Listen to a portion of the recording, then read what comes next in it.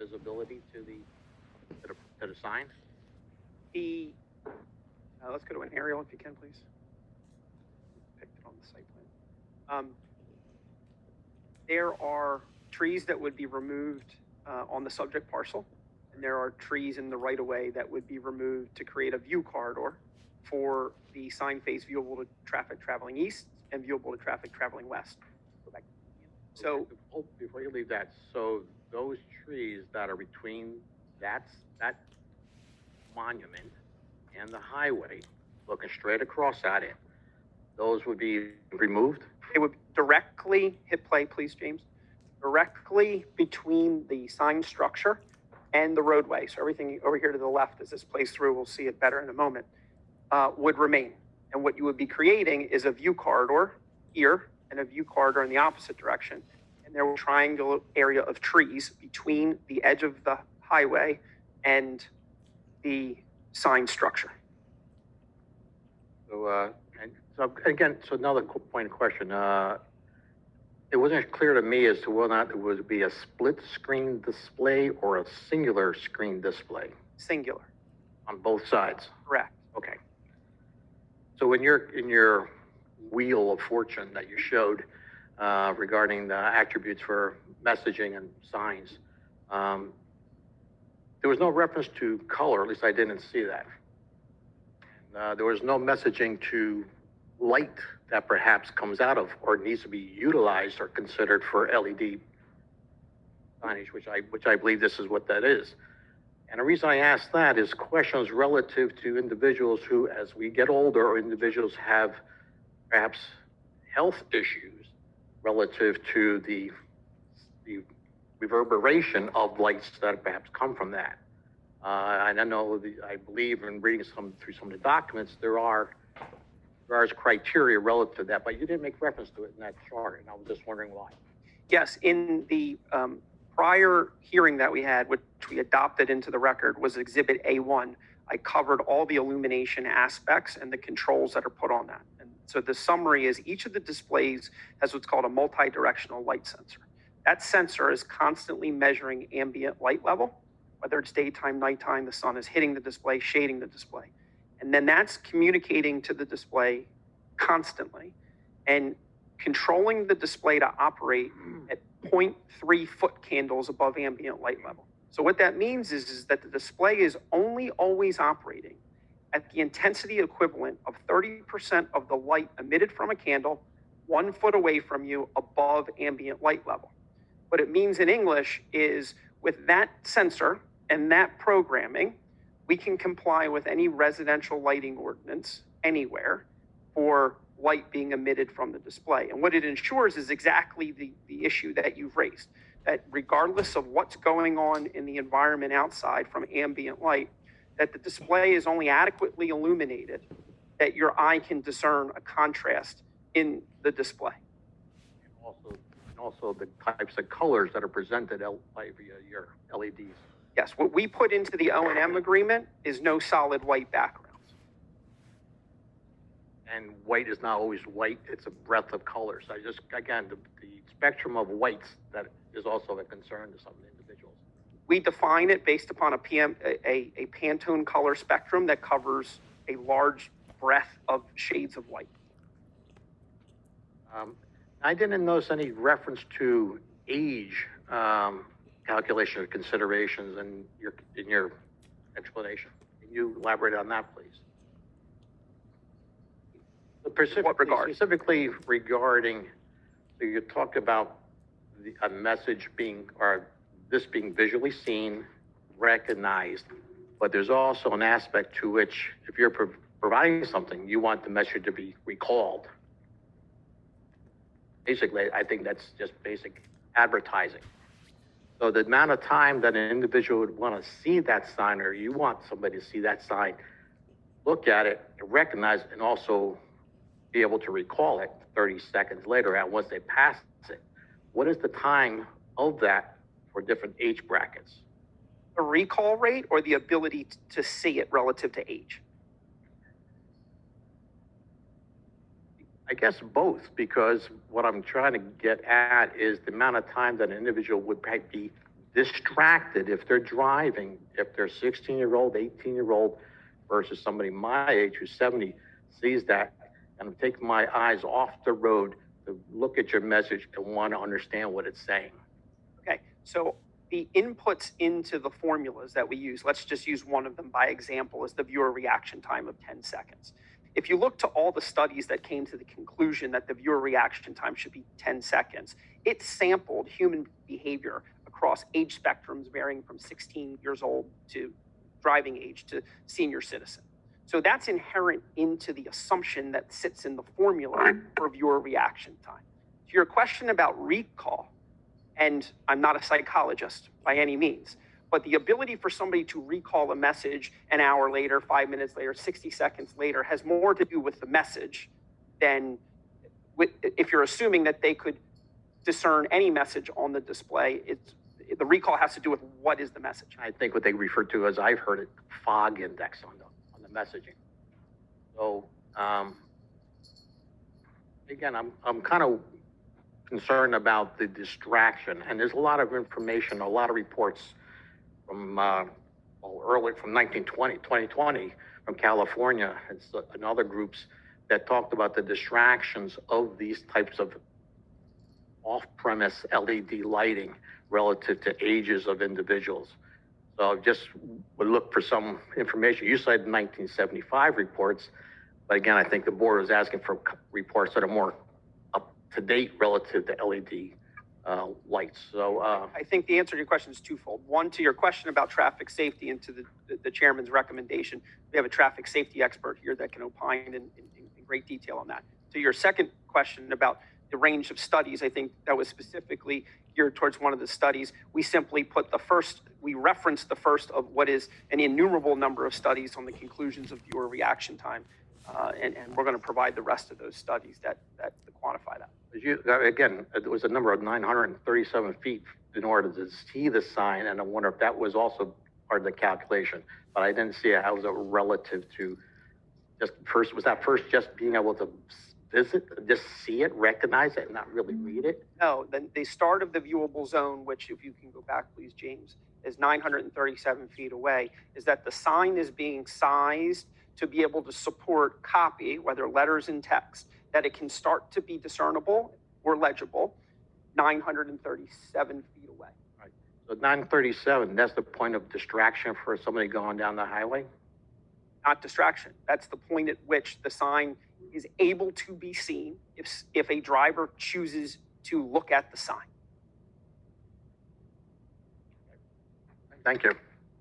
Thank you. Yes, Scarlett. If there are no more, I think we have another question coming. I'll wait. Yep, thank you.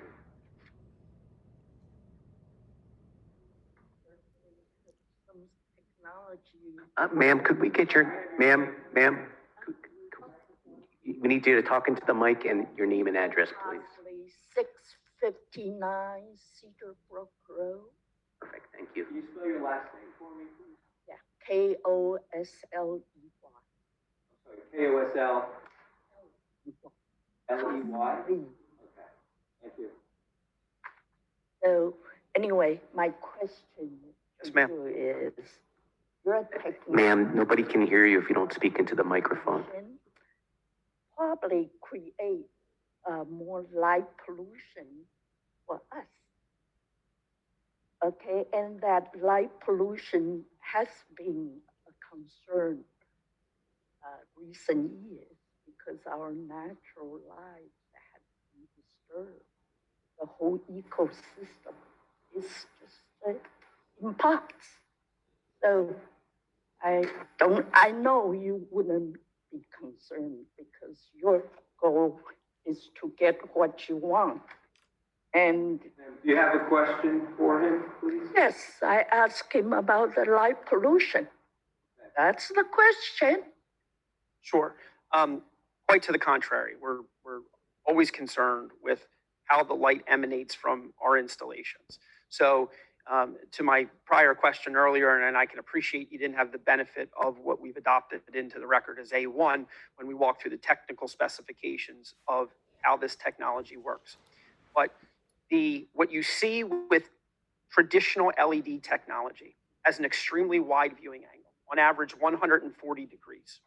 And exactly as you're saying, it's designed to be seen from a vast array of different angles. What we're proposing for this installation is called light blocking technology. So on each one of those diodes, there's not one, not two, not three, but four louvers, either side, above and below. And those louvers do two things. They narrow the viewing distance to 60 degrees.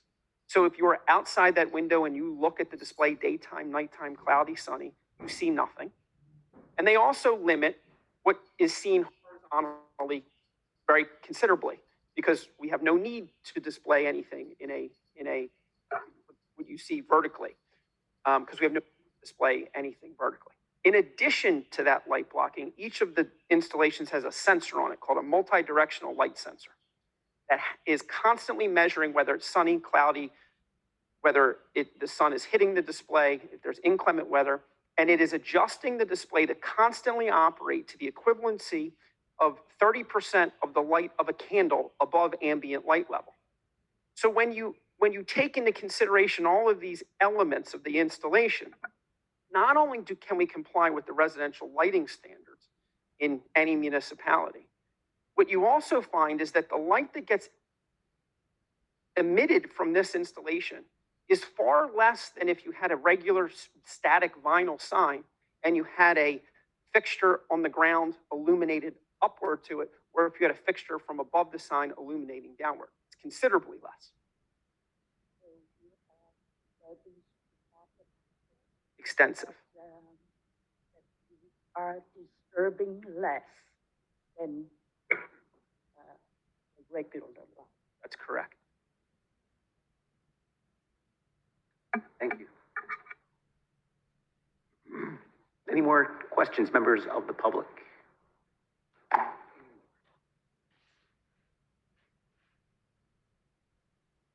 Mr. Bateman, good evening.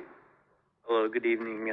George Bateman, 94 Catherine Lane, Bridgewater. Does a typical operating agreement include like weeding and flowers? I see the pictures have flowers. Yes, it includes specific provisions that are applicable to the landscaping plan for that site as to how it's to be maintained over the life of the installation. Is there any recourse, like weeds are allowed, or you don't There's- maintain as agreed upon? Yes, there's recourse provisions built into the agreement. There's also a considerable financial escrow that the municipality can access in the event it's failed to be maintained. Okay. We have incentive to keep it looking nice. That's correct. So, am I allowed to ask, are you the owner of the property or just? For the equitable owner of the property, we currently have the property under agreement contingent upon receiving all unappealable approvals from the local municipality and the state of New Jersey to construct the installation. So, being the owner of the property, Equitable owner. That's correct. does that mean Same as a Contract purchaser. contract?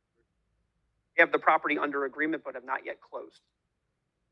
Okay, so you will be the owner if, If we close and our closing is contingent on receiving all necessary permits and approvals. okay. Yeah. I guess I was just a little concerned, you know, if it doesn't look nice and it has Bridgewater's name on it, that it might reflect. And being that you are will be the owner, I think it would be better if you had your name on it than Bridgewater. And you're implying that we're sponsoring this monument. So, if it looks good, it could be beneficial to Bridgewater, but it's really a commercial property. I don't know appropriate to have Bridgewater's name on it, but that's my concern. It might be good for Bridgewater, it might be bad. Mr. Bateman, it's just questions right now of what he testified to. Yes. There'll be a time later when you can come up and express concern. Are you opposed to having your name on it? As I think I stated on the record before, if this board or the municipality desires not to have the municipal seal or to have Bridgewater on the installation, we'll be happy to comply with that. We already conceded, I won't say conceded because we put forth as a proposal not to include any of our business name identification on the sign because we believe aesthetically that that takes away from the installation. Okay. Thank you for your, Thank you. Thank you. You got it. All right, last call, questions. Scarlett? One more. I have one more question. Only one? Only one. There is this exhibit, light blocking technology, That's correct. where you show that the red area is the area where is non-visible zone, That's correct. and then the visible zone, it shows the existing Google Map features. Correct. If one goes to the front cover of your plans, you'll see in red under the tax and zone map a triangle which represents your lot. That's the parcel boundary, I believe.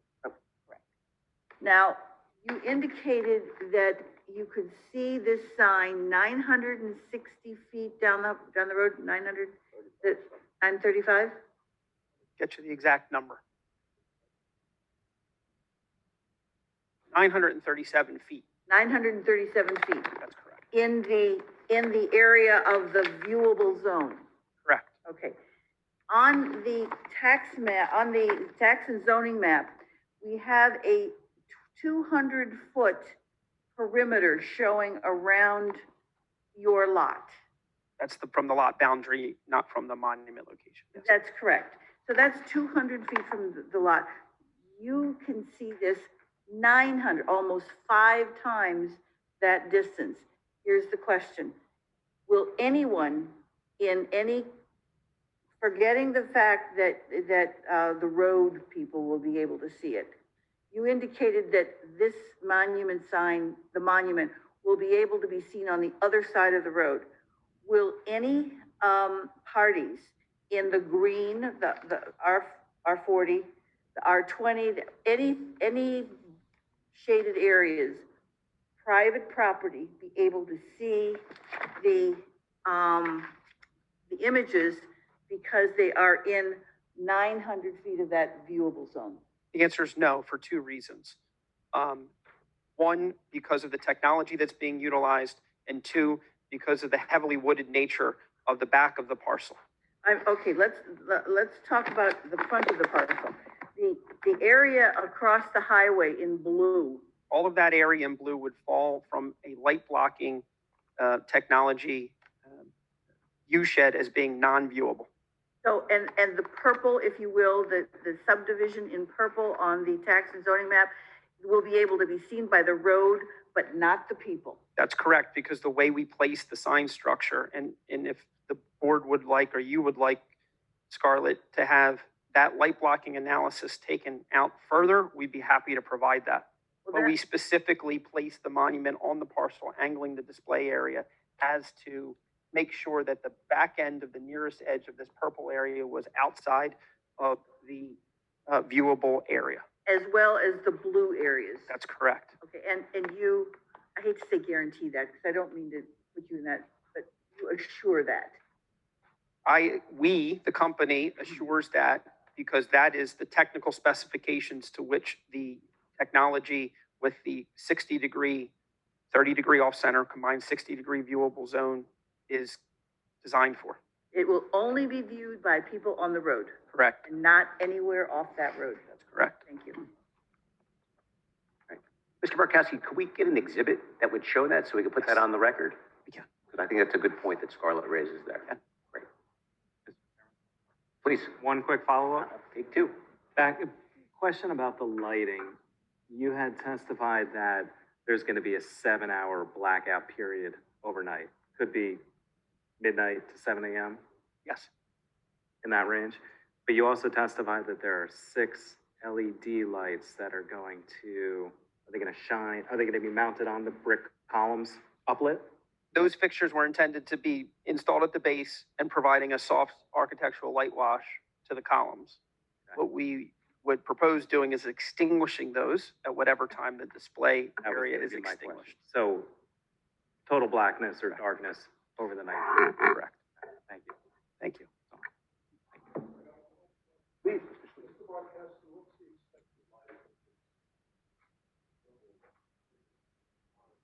The monument installation itself is designed and engineered to last 60 to 80 years. The display area itself, if it was operating 24 hours a day, which we're not proposing that it would need to be replaced in 12 years.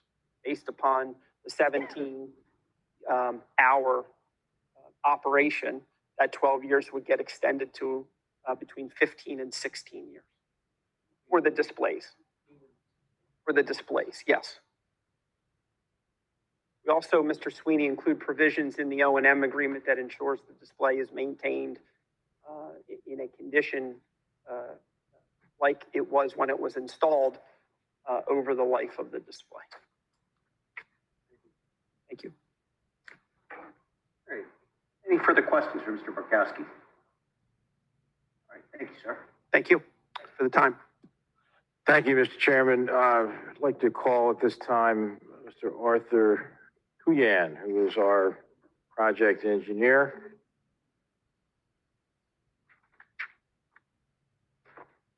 Good evening, ladies and gentlemen of the board. Could you raise your right hand, please, and solemnly swear that the testimony you will give to this board will be the truth, the whole truth, and nothing but the truth, so help you God? I do. Would you state your full name, spell your last name for the record, please? Sure. So Arthur Kuyan, that's spelled Arthur, last name spelled Kuyan.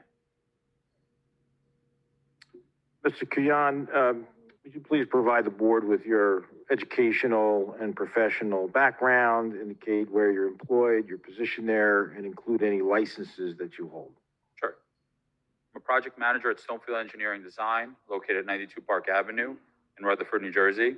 I received my bachelor's in science from Rensselaer Polytechnic Institute. I'm a certified municipal and professional engineer in the state of New Jersey, and my license is in good standing.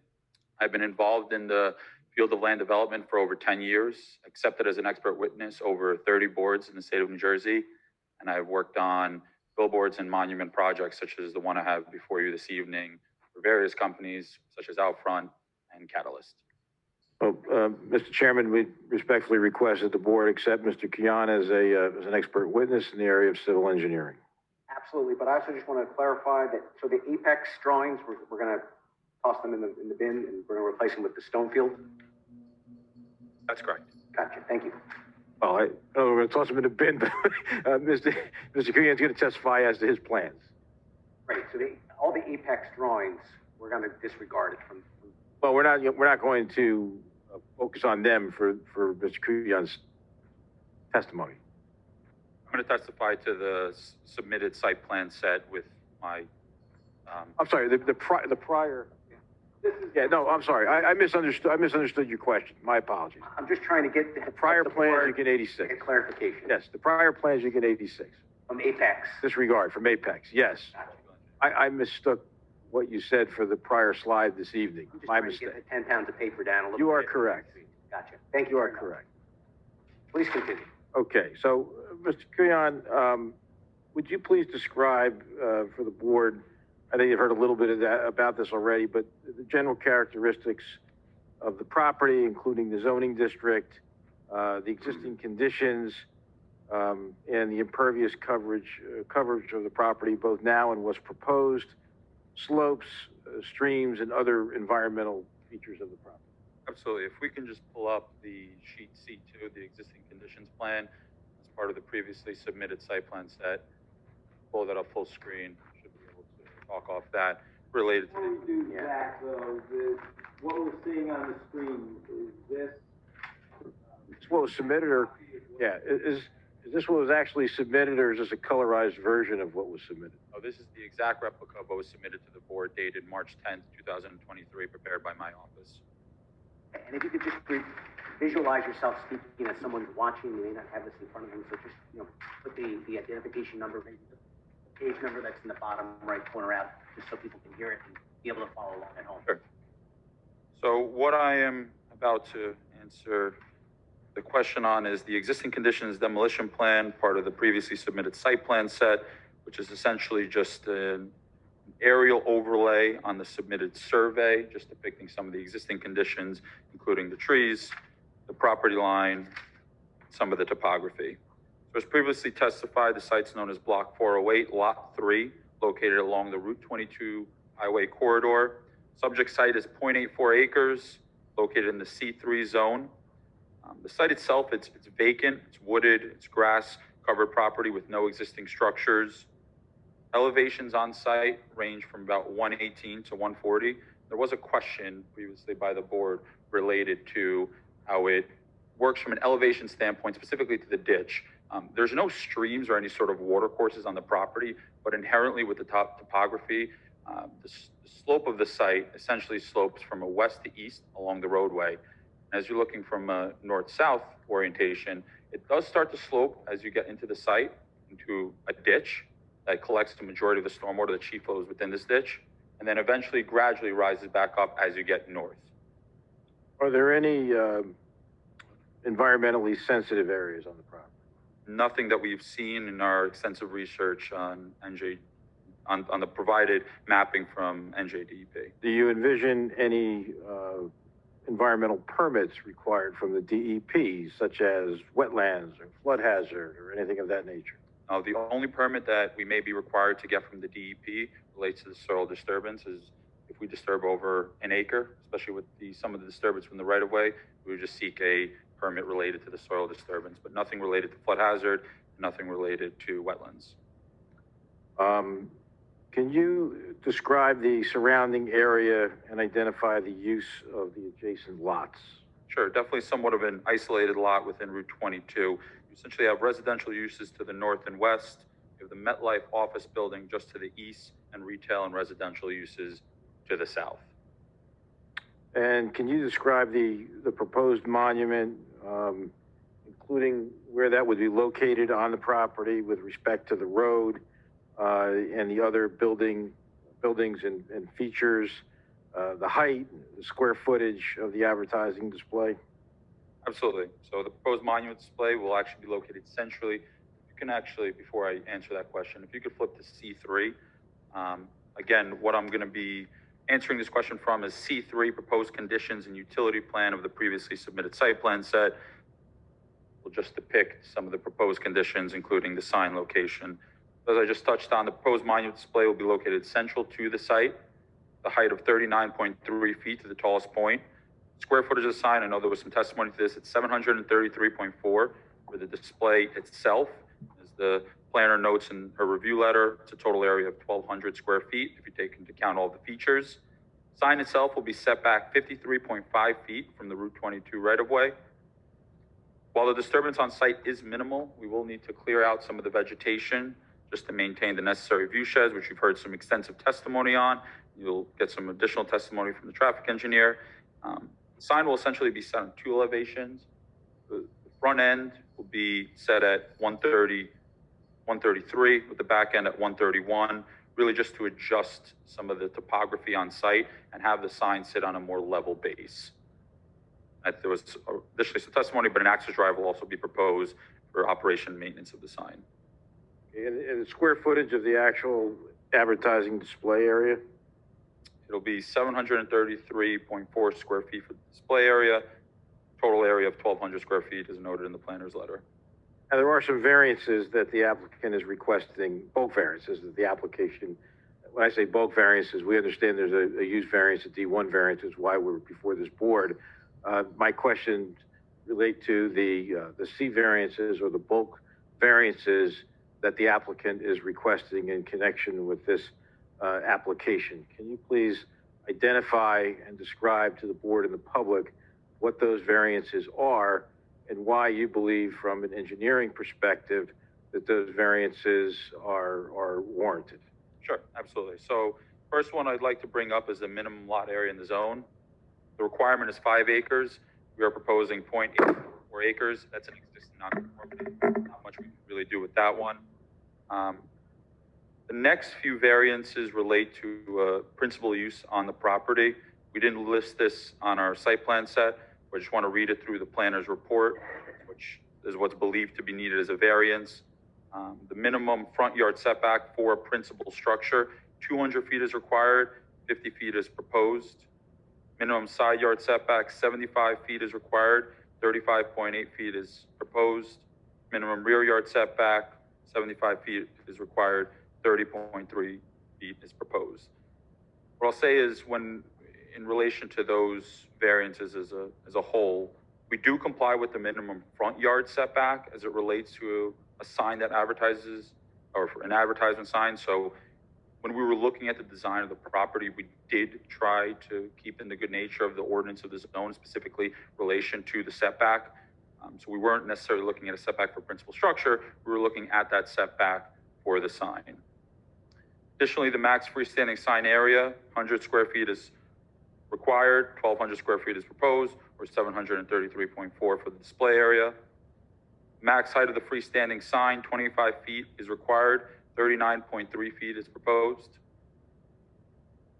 Related to some of the landscaping, street trees at 1 per 50 feet frontage, 12 feet is required, 0 is proposed.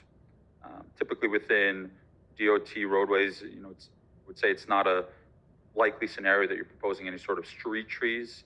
We will look to supplement some of the vegetation that we are removing with vegetation on the property to the maximum extent feasible and planted off-site, as was previously testified. And then finally, Route 22 buffer of 8 shrubs per 30 feet of frontage. While we don't display this on our plans, I do believe we can actually propose a landscaping design that would comply with this requirement, thus not needing relief. How would you describe the shape of the lot? Is it kind of irregularly shaped in your opinion? Yes, it's most certainly irregular shaped, as well as some unique characteristics related to the topography. Is it fair to say that the C variances that you just enumerated are necessitated due to the irregular shape of the lot? Absolutely. I think, especially from a setback standpoint, if you lay out some of those setbacks, you're not left with much developable. Well, let me rephrase the question.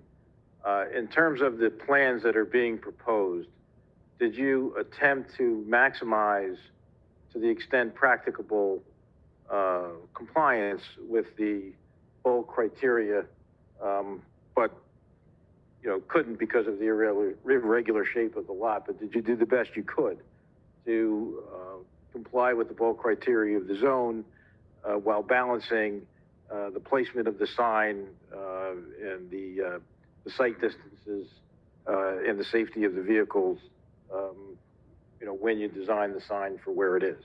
Absolutely. Even further to that, we also took into account all of the design standards, environmental regulations as well.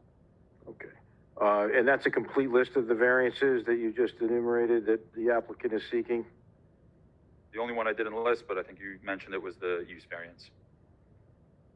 No more direct questions, Mr. Chairman. Mr. Kuyan, we do have some comments that were in Charlotte and Mr. Burr's letter, which he can address. We can do that now or after questions from the board, at your pleasure. You're ready, let's go through it and then the questions can follow up.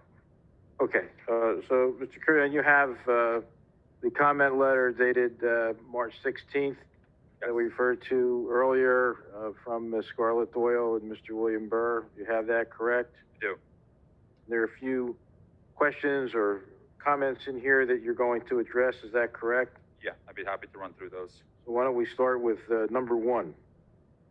If you can just read or phrase the question or comment and then answer it, that would be great. Sure. So as the applicant's design professional shall provide testimony on all the variances and design waivers that are required, shall include requirements in the municipal land use law, which I just finished that testimony. So let's talk about design waivers. What are the design waivers that we're seeking? We went through the variances. There's no design waivers from the ordinance, but I do know that there was some waivers related to the completeness, which I can run through, the application submission waivers.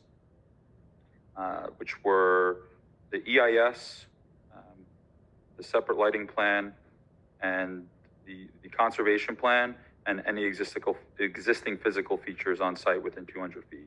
All right, well, so this called out design waivers. Just say there are no design waivers that we're seeking?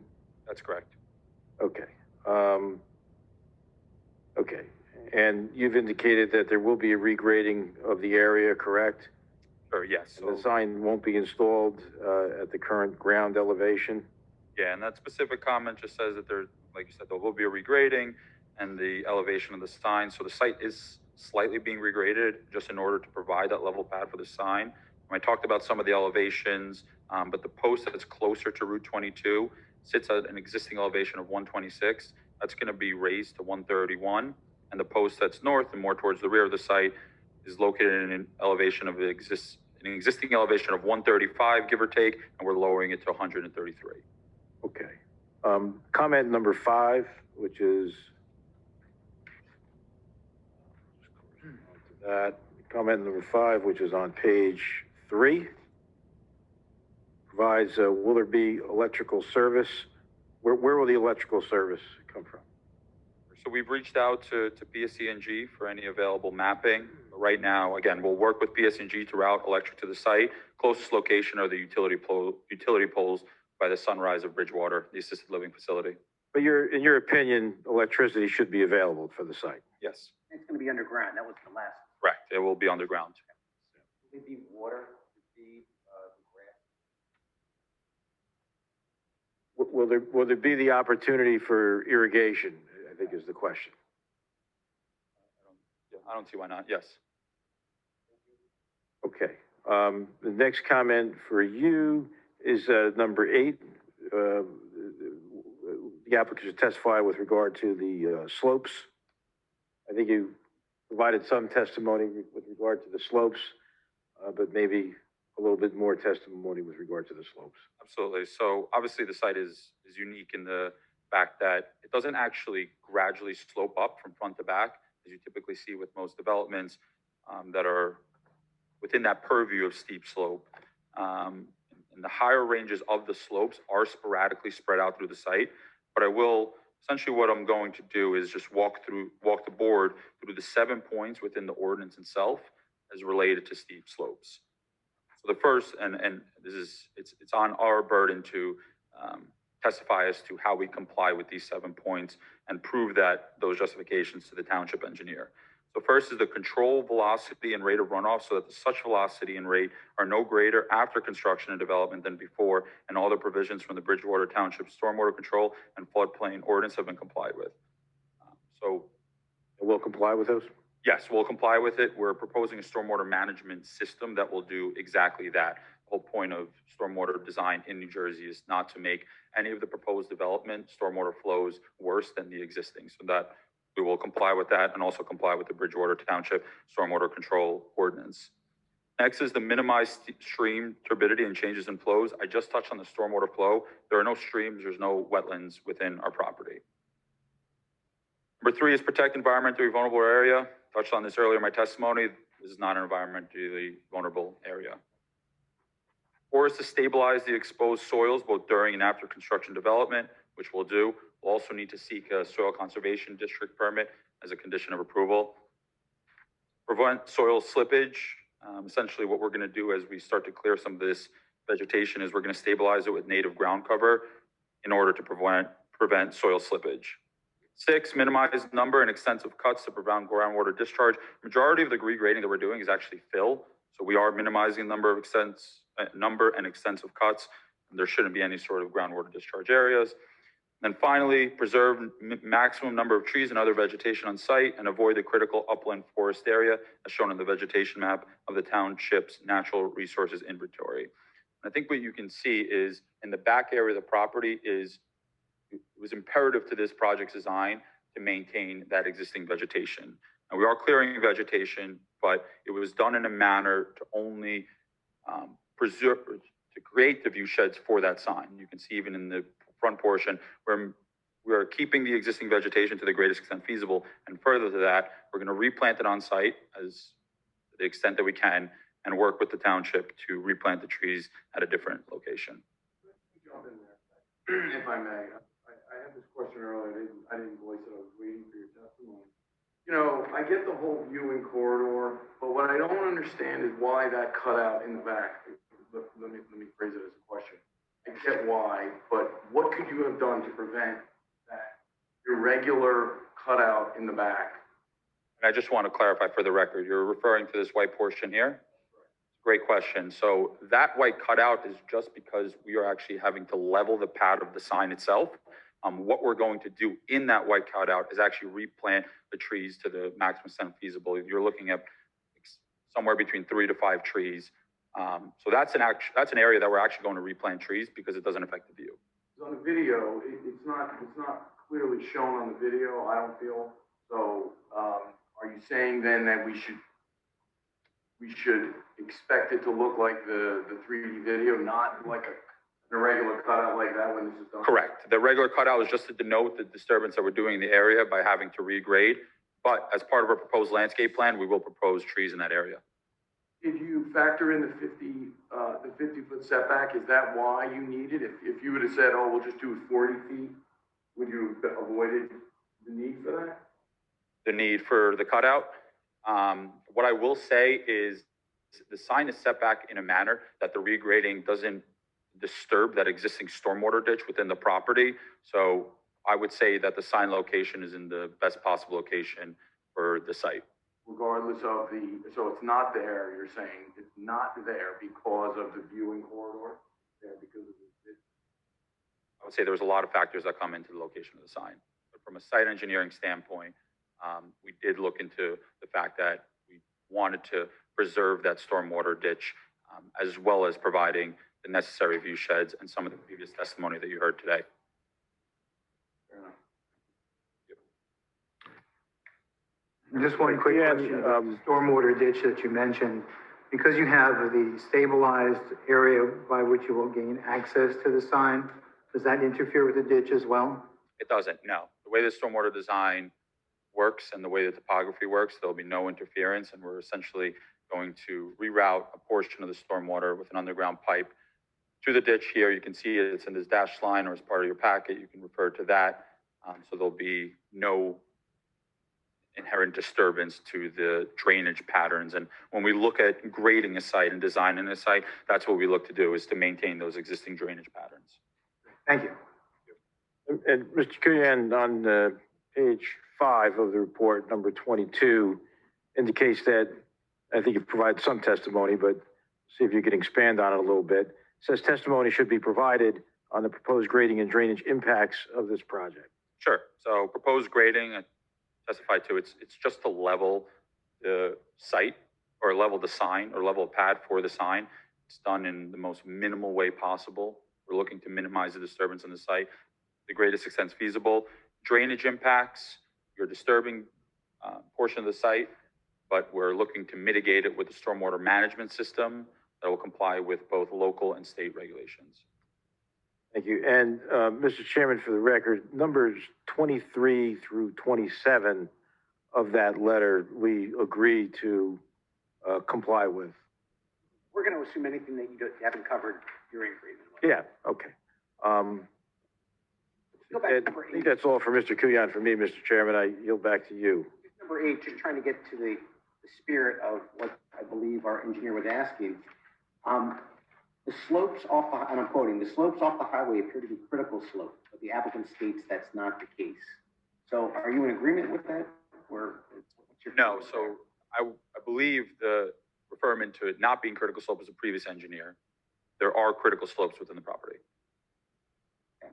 Can you testify what the actual steepest components of this parcel are, and give us a number value that's on board, kind of in their minds, 10%, 15%, 20%? Again, it's very sporadic in nature. I couldn't even identify. Give us the steepest point? Sure. I would say the steepest point is about anywhere between 35 and 40%. Does this parcel trigger the Bridgewater steep slopes ordinance? Great question. We did look into it. So because we don't have a principal structure, there's no need to comply with that, or we don't have a building, so there's no need to comply with that. From a impervious surface standpoint, that's the next thing that we need to look at. No impervious surface, especially because the access road itself is made of a permeable material. No impervious surface that's proposed on this property is within any slope percentage over 30% where that impervious coverage is limited. Can I kick this over to our planner and our engineer, because she's not in agreement with you?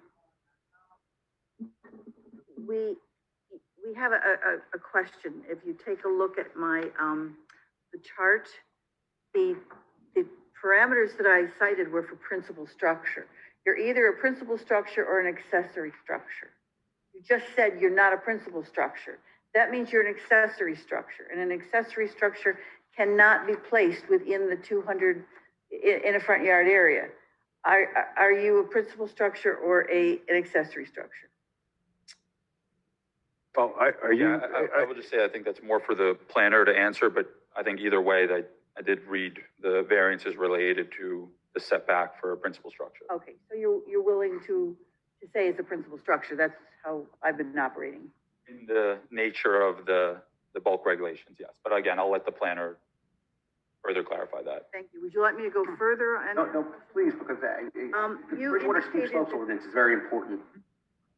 You indicated that the geometry of the site is such that it affected the design that you had in terms of the front yard and the backyard, and you indicated that it created impediments to your entire design. Is that what you did? I understand that I correctly? would say the irregular shape of the lot and the required setbacks created a hardship for the property, yes. Did the height of the maximum freestanding sign area for information on the highway is 100 square feet? Did the geometry of the site affect you so that you were unable to provide a plan that was consistent with the ordinance? I think you heard extensive testimony related to the size of the sign, and I'll let the planner further justify that variance. That was not my question. You're the designing engineer. As a designing engineer who designed this plan, are you saying that you could not put on your plan a freestanding sign that had 100 square feet? Well, Again, I would say, yeah, if I could just clarify the question, I think, and guess whatever question you want, I think the testimony was that taking into the various considerations that were considered, that this was the optimum place to place the sign. I mean, I assume you could put it anywhere. It's possible to put it anywhere. So if the question is, could you have complied? I guess I'll let the witness answer, but. Yes. I think you're relating. It was complied to the sign 100 area. square feet, not to the location. We're talking about the geometry of the lot, which you said is triangular and highly restrictive. But I would assume, and would you agree, that the geometry of the lot has nothing to do with the height of the sign? Height or the sign area? The height of the sign. Or the sign area. The geometry of the lot has nothing to do with the sign height. Yes, I would generally agree, but again, I think that's more for our planner to.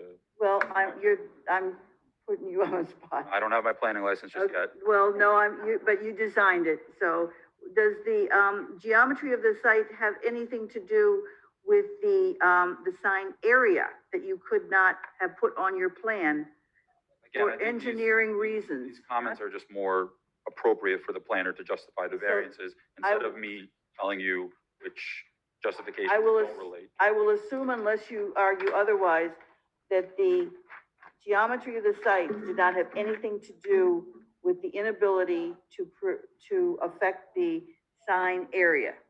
Again, I think you're going to hear justification to the variances. I just don't understand the relevance of the question. You're the designing engineer. I hate to putting this in. The planner's just going to mop it up and say it's give planning rationale as to why it's a good idea. I'm wondering whether it was not possible for you to design it that way. And I think you've answered, unless you argue with me otherwise, I think you've answered that question. The next question is the street trees. You're required to have 50 street trees, and you've indicated that on the highway that's not oftentimes the case, but in Bridgewater it is the case. We have a, Route 22 corridor study. We have, an ordinance that says 50 feet on center. And believe it or not, we're getting that on on the US highways. Is there any reason that you are unable to design a site that has street trees? To clarify, we're required 12. We're required one at 50 feet per frontage. When I was relating my testimony to street trees, it's more under undevelopable corridor within Bridgewater that you wouldn't see street trees in the middle of a highway. That being said, to preserve the view sheds, no, then that's why we're seeking this variance. So you are unable to provide street trees along the highway? Is that what you're saying? Well, On this property, at other locations, we would be happy to comply. Well, but if I may, I think that when you ask the question, can you provide the street trees? I mean, that's really not, I think it's, with all respect, a little bit of an inappropriate question, because the testimony was that the trees couldn't be provided to preserve the view sheds. Is that correct? Right. So could you put the trees there? Sure. I guess the answer is you could put the trees there, correct? But then you'd block the view. That's what I wanted. The planner will say why you can't do it. Right. You could have put them on there. The planner will testify for the rationale for the variance. Well, but again, it's not the planner who provides the professional testimony as to what the view sheds are. That is, by its very nature, within the testimony of the engineer. And I think what the engineer has testified to, he can correct me if I'm wrong, but what I've heard him say is that the removal of those trees is necessary to preserve the view shed, correct? Minimize the removal of vegetation to the maximum extent feasible to have these view sheds.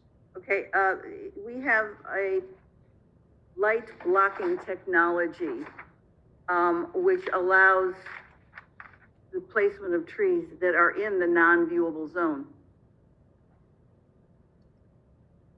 That non-viewable zone, you can see right here, almost inherently with the design, we're having all the vegetation to remain there. If we can supplement that with additional street trees, we'd be happy to do so. But again, when we fit 12 there, we'll do our best. If it's feasible to fit 12 there, and it works from a landscaping standpoint, and it won't interfere with the growth and health of the trees long-term, then we'll do so. Thank you. All right, if I can interrupt, so Mr. Markowski's going to provide us with an exhibit, that non-viewable area, and maybe we can work on maybe backfilling some trees based on that exhibit. Right, we'd have to know the size of the existing trees in that area, but sure. Right. Because it's a reasonable area there. Yeah. So the next meeting, we can get that exhibit. It's going to show the non-viewable area, and we can kind of match that up with the trees that have been removed. Maybe we can get something back in.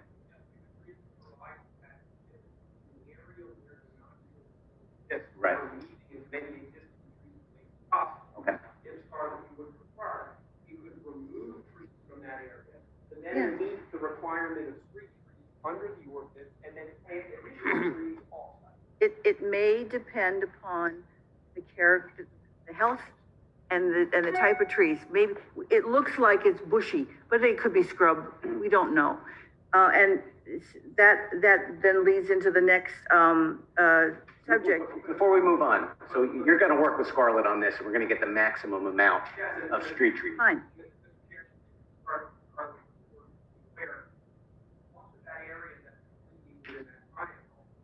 This right of way. You have no unilateral curve. Any trees that are being cut in the right of way are pursuant to EPM permit under NJDOT. That permit permits what we've delineated on the site plan and delineated on the aerial, and delineated in our Lumion video, because that's what this site would be permitted to cut in that particular area. Understood. Route 22 is required to have buffer shrubs, 8 shrubs per 30 linear feet. You indicated that you can comply with that. And when you do come in with your the next meeting with the street trees, I would suggest, Mr. Chairman, that he also provides the the shrubbery for that. And then also take a look at the, as I said, the stark nature of the parking area that will be viewed from the road. Yeah, we'll again complement or we'll comply with that requirement, depicting a plan on how it complies with that requirement, and we'll supplement the driveway area with some additional landscaping, but it would just be shrubs and ground cover. Thank you very much. Thank you. I want to touch on the hillside development ordinance or the steep slope ordinance that we spoke about a little while ago. So just to clarify, the ordinance does apply to this site. In fact, it applies to any development in the town. So that hillside development ordinance would apply to this specifically. Now, I note on page 2 of the plan, there is a steep slope summary that breaks down the overall lot area into the various categories that are required by the ordinance. And that ordinance, you know, the categories are 0 to 10%, 11 to 19, 20 to 29, and then over 30. What I think would be helpful is not only making sure that the chart is accurate, but also corresponding it to the plan view so that the board has a clear view of what steep slopes actually exist and where they are. I think that'd be very helpful. And I think we also need testimony as to whether any plus 30% slopes are being disturbed, because that's clearly prohibited by the ordinance. So that additional information on this. Did we get clarification on principal or accessory? So definitely can provide a steep slope exhibit, maybe with some different colors to make it clear for the board and its professionals as to what those steep slopes were. And then we'll also show compliance with that steep slopes ordinance. When I mentioned principal structure, that was more building coverage steep slopes. Obviously, we do not have a building, so we took it more as impervious coverage, which we believe we comply with, and we'll depict that, whether that's in an exhibit or further testimony at the next hearing. Board question. I have a question. It's along the same line. Mm-hmm. So from the edge of Route 22 to the point where the sign is, how much is the land up? What's the difference in height? Can you repeat that question one more time? From the edge of Route 22, Okay. going towards the sign, the land goes up, right? Right. How many feet is it higher than Route 22? Just for the record, would it be fair to say the edge of Route 22 perpendicular to the sign? The grade there is 130. It doesn't immediately go up. It actually starts to slope down into a naturally depressed, call it swale or ditch, and then it slopes back up. That's what we're proposing. We're going to slope it back up to elevation 131 along the front portion of the sign. So the edge of Route 22 is also 131 or something? 130, and the front edge of our sign will be 131. About the same then. Right. What difference?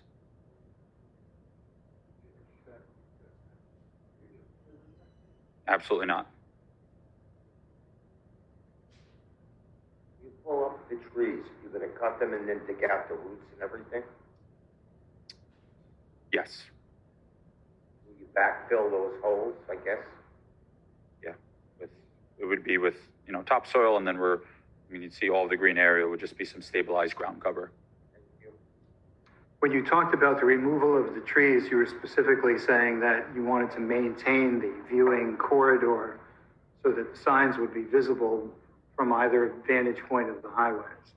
So it's really the use that you wish to put the land toward that's driving that viewing corridor, which is forcing you to remove that vegetation. Is that a fair statement? I would say that we look to minimize the disturbance from vegetation removal to the greatest extent feasible, and we're complying with the tree removal and tree replacement ordinance. That's not what I asked though. What I was asking, it's really the use to which you're putting the land, which is driving the removal of those trees in order to maintain the viewing corridor. If you're putting something else there that didn't need to be visible from the road, you wouldn't have to remove the trees.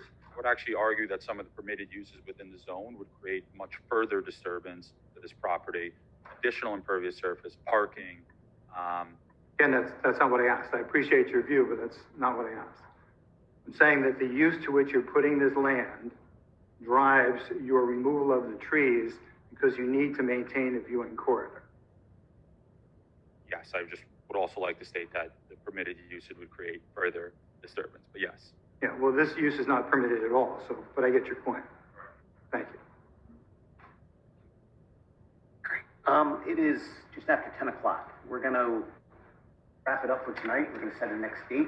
We're going to pick up from this point with questions from the public, Mr. Kuyan, and let's look at our next date. All right, we have April 3rd, is that correct?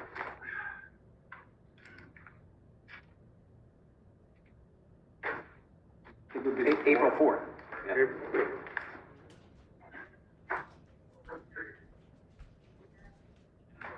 Okay, so we're going to continue this case to 7 p.m., April 4th, 2023, in this room. Gateway ahead of them. A gateway is a simple application where they're asking. Oh, okay. We also have 1251 Route 22 to be convenient for them because that's their application as well. Okay, so for members of the public, this application will be continued on April 4th at 7 p.m. in this room, and there will be no further notices from the applicant. I also want to point out that on our agenda, we have 1251 Elbridge Water LH LLC, which is also continued to April 4th at 7 p.m. in this room. Again, no further notices from the applicant. And similarly, the 202-206 Eckland Holdings LLC application, another sign application from the same applicant, will also be carried to April 4th, 2023, without further notice. That'll be all three applications. All three. We're going to run all three to the same date. 7 p.m., and we'll be in this room. And just to clarify, the homework that we're going to be looking for at our next meeting, we're going to get an exhibit on the visibility from Mr. Barkowski, and then we're going to get another engineering exhibit that's going to show steep slopes. Yeah, and landscaping as well. Fabulous. Yes. There's a 10-day rule for us to get, in order to have a report, get it before the date of the meeting. Yep. So, leave it up to the applicant. This Friday. Yep. This Friday. This Friday? Yeah. Friday? I think what we can do for Friday is get a landscaping plan put together, or at least a conceptual one that works, but the steep slope exhibit, the board and its professionals accept it as an exhibit next year.